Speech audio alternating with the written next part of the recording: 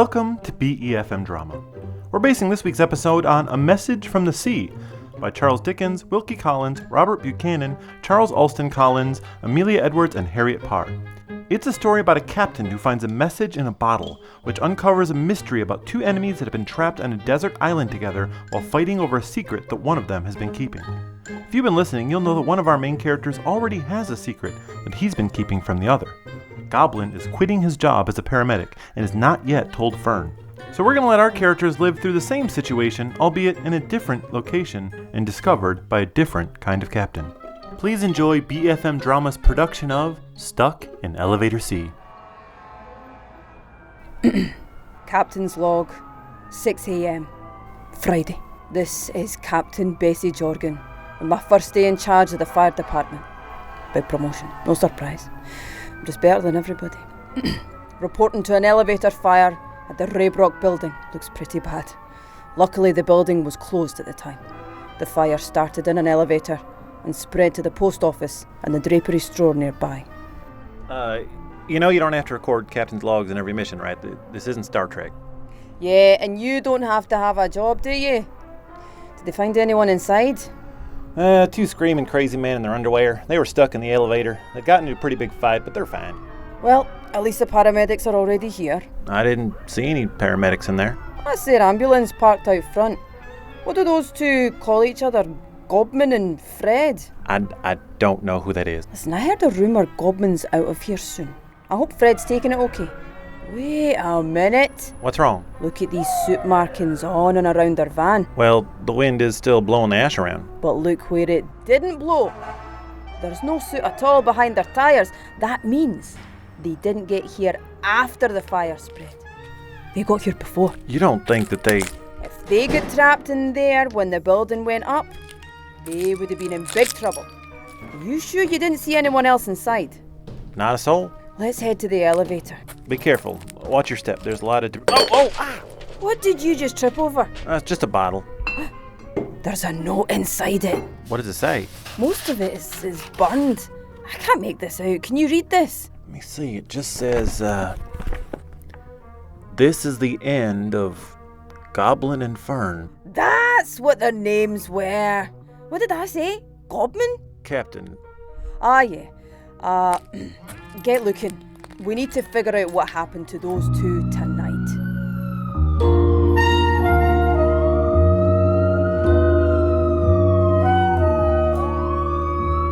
Here you go. Double bean, sour cream, avocado, no peppers. I told you I wasn't hungry. I just want a coffee. Yeah, but you need to eat. I care about you, buddy. Well, thank you. I appreciate that. I just don't feel like eating a double bean burrito at 3 a.m. They threw in a couple pineapple sodas, too. You can have my burrito. I already have 2. Yeah, just leave it then. No. I'll eat it. Thanks for the coffee. So, let's talk. We never talk. What are you talking about? We always talk. Let's talk now. What do you want to talk about? I want to talk about whatever you want to talk about. Is there anything you want to talk about, pal? Baseball? Yeah, I don't follow baseball. Yeah, me neither. Oh, okay. Well, hey, after work, you wanna grab some coffee or something? We just did grab a coffee. Yeah, but this is work. We could have non-work coffees. Oh, we finished after sunrise. I'm going to bed. Just 10 minutes. Like the place down at the end of the lot where we finish our shift. Because it's not about coffee, it's about hanging out, catching up, talking. Aren't we doing that now? If you say so. 23 Dickens. Go for 23 Dickens. Head to the Raybrock building, elevator B, 27th floor. 2 co-workers turned enemies have been trapped together and started fighting over a secret one of them was keeping from the other. Wow. That's a lot more detail than we usually get. Sounds like another classic Goblin and Fern adventure. We're all going to miss those. I hope you're both doing okay. What does that mean? We're on our way. Yikes. Can you imagine being trapped in an elevator with someone you can't stand like that? I wouldn't wish it on my worst enemy. Okay, What floor did they say? 23rd? 27th. Did you take your burrito with you? Of course. These things are good, especially when they're still hot and the cheese is still melty. But don't worry, I'll finish it before we get to the patient. I take big bites. Well, I guess you've got time. We've got a long climb ahead of us. Climb? What climb? The stairs. I'm not climbing up any stairs. How are you planning to get to our patients? I'm taking the elevator, buddy. They're trapped in the elevator. They're trapped in elevator B. If there were only one elevator, they would call it the elevator. Well, if one elevator in a creepy old building has caused an incident that requires emergency rescue, I'm not going to trust the other one. Well, I'm not walking up there. Okay, fine. Meet me up there. Okay, sure. Just abandon me. Now, whatever. I'll come with you, but we'd better not get stuck. Okay, over here. Elevator C. It's still early in the shift. And if I sweat through these clothes, I'm gonna have to sit in my own stink all night. Fern? Goblin? Fern? Goblin? Fern? Goblin, don't freak out, buddy, but I think the elevator is stuck. I know the elevator's stuck! Don't worry, buddy. We're gonna be fine. It's getting hot in here. What are you doing? Put your clothes back on. Well, if we're gonna be stuck in the hot elevator for a while, I'm not gonna stand here in this heavy uniform. I told you, I don't have any spare clothes, and if I sweat, it's gonna soak right through. Well, we're not gonna be stuck here a long time. Just hit the emergency call button. Hello? Hello? Yeah, it doesn't work. Okay, the pants are coming off. Move out of the way. Hello? Hello? You gotta get me out of here. Oh man, I don't want to have to call dispatch to come and rescue us. Yeah, that would be embarrassing. Plus, I did just eat a lot of double bean burritos. Call dispatch to come rescue us. Wait, you have the radio, don't you? What are you talking about? You always have the radio. Well, yeah, but my hands were full. With a burrito? And a pineapple soda. Why would I grab the radio if you always have it? Why would I always have it unless you never help me by grabbing it? It's always clipped to your belt. Come on. You know I have to unbuckle my belt when I eat burritos. I get all bloated. At least you would know that if you ever paid attention. Let's not fight. We're all friends here. Oh yeah, we sure are, old buddy, old pal. Let's just think, and we'll try to come up with a solution. I don't have my phone. Do you have yours? No. I guess we're gonna have to start yelling. Help! Help! Help! Is anyone out there? We're trapped! We're paramedics! Help! It's no use. The only other people here are two guys trapped in the other elevator together. The two that we're supposed to be rescuing. If you hadn't trapped us in the other elevator. I trapped us? How did I trap us? I was just trying to get to our patients faster. You were gonna leave them to die while you moseyed up the stairs. Well, I was right.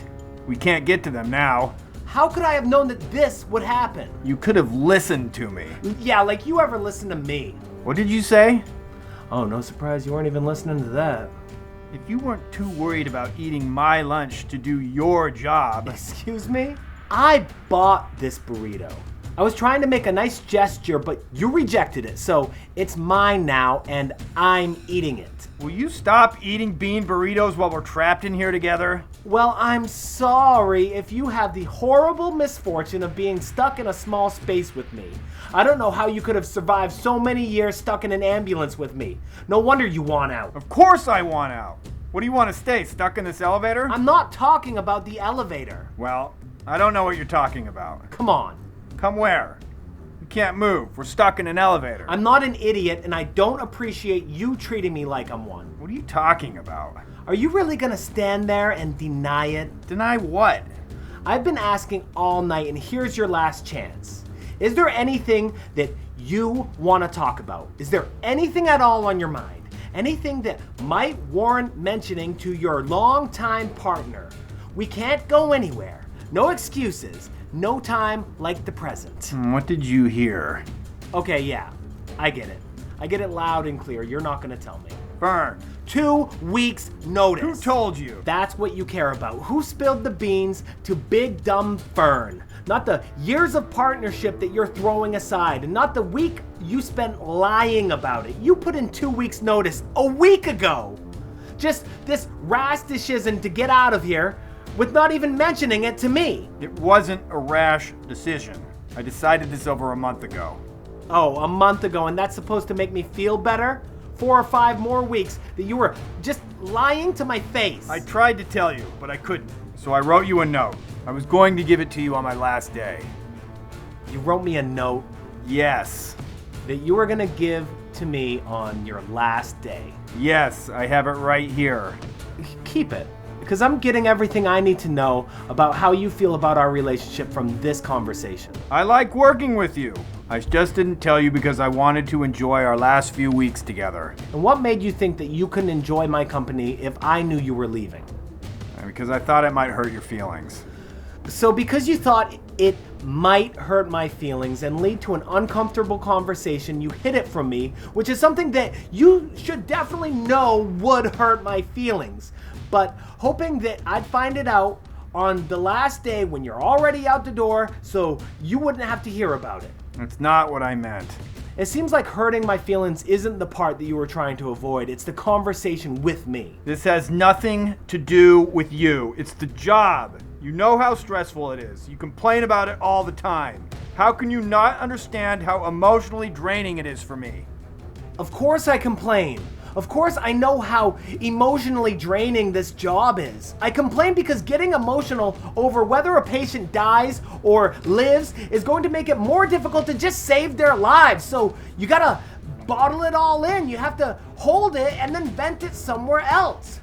There's too many stairs. I can't get the food I want. The seats are rolled. I'm barely hanging on myself.